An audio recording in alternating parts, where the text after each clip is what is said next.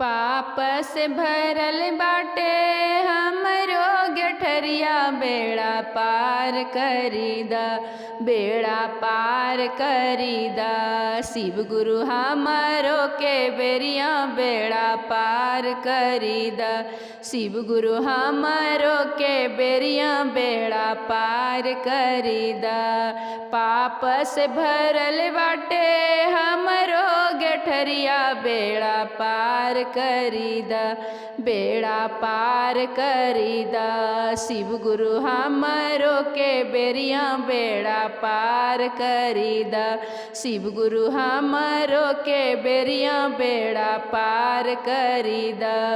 पूजा पाठ कैली रोजे गुरु के चरनिया, शिव चर्चा कैली रोजे गौआ और सहरिया।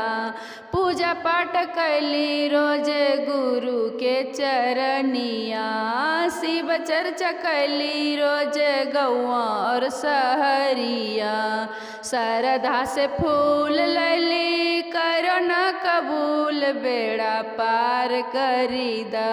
श्रद्धा से फूल लैली करो न कबूल, बेड़ा पार करी दा, बेड़ा पार करी दा। शिव गुरु हमारो के बेरिया, बेड़ा पार करी दा। शिव गुरु हमारो के बेरिया, बेड़ा पार करी दा। पाप से भरल बाटे हमरो गठरिया, बेड़ा पार करी दा, बेड़ा पार करी दा। शिव गुरु हमारो के बेरिया, बेड़ा पार करी दा।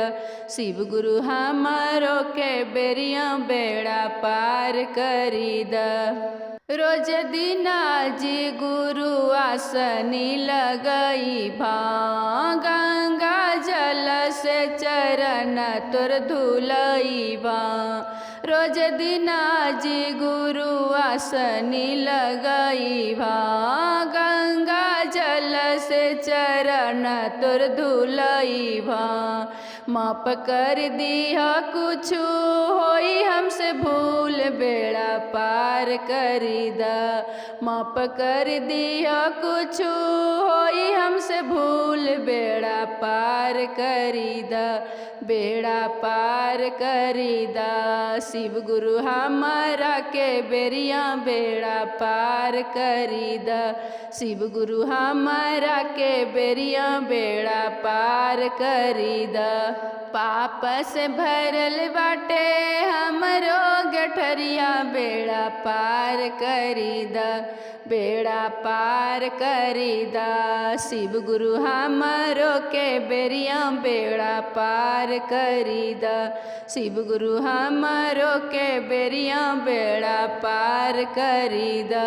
पाप से भरल बाटे हमरो गठरिया, बेड़ा पार करी दा, बेड़ा पार करी दा। शिव गुरु हमारो के बेरिया, बेड़ा पार करी दा।